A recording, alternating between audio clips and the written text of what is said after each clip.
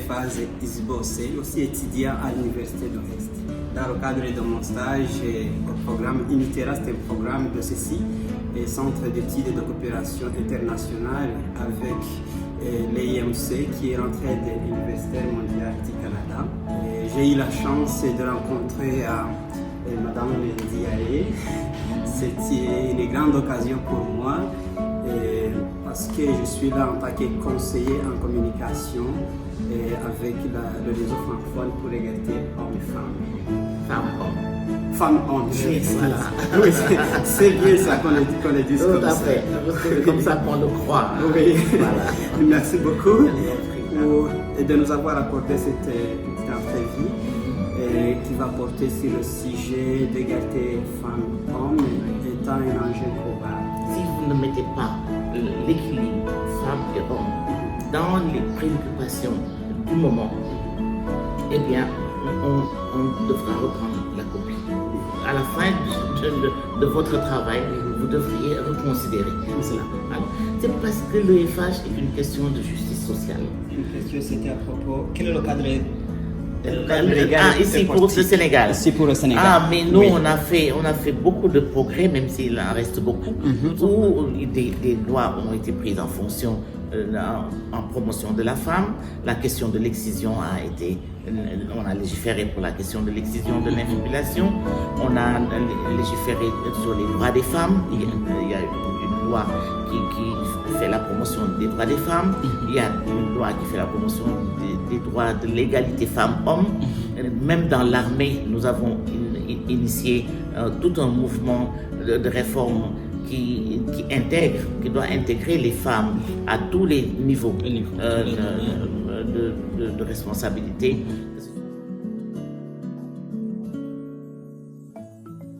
Parce que ce sont des sujets qui ne sont pas pris en compte réellement, parce que c'est des sujets sensibles, c'est des sujets qui fâchent, c'est des sujets pour lesquels les politiques font attention, parce qu'ils ont quand même un électorat à gérer.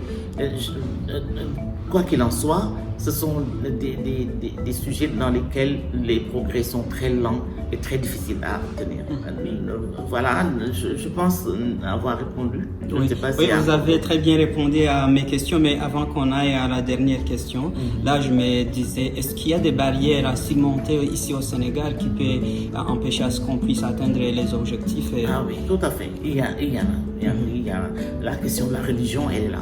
La question de la laïcité est là. Il faut avoir le courage d'en parler. Il ne faut pas que qu'on se ferme les yeux, parce que tout simplement on a peur d'être moins apprécié, de ne pas être accepté par une certaine société. Je pense que la question de la religion pour la femme a toujours été là. Nous l'avons contournée. Même moi, quand j'étais dans le gouvernement, nous avons été confrontés à cela au moment où nous luttions contre l'excision et l'infibulation, alors que ce n'est absolument pas un problème religieux, c'est juste culturel et non pas religieux. Mais nous avons des talents. Ce qui est certain, c'est que nous avons des talents.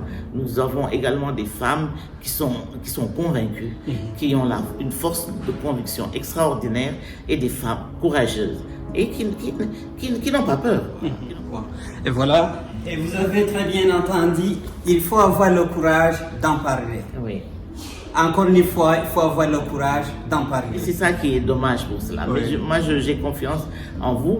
On vous reçoit volontiers. Vous êtes le bienvenu dans cette maison. Et nous allons essayer de faire le maximum. Vous voyez, donc en 3 mois, je crois que si vous voulez nous faire une bibliothèque, c'est le moment de le faire. Oui. Voilà. Effectivement. Je vous remercie. Oui. Merci beaucoup, Madame Ndiaye. Merci beaucoup de votre temps. Et vous avez très bien entendu qu'on a du travail à faire. Et les femmes et les hommes, mettez vos compétences à l'aventure, et il y a plusieurs choses à faire. J'encourage aussi les jeunes filles et jeunes garçons de vous impliquer dans la cause. Oui.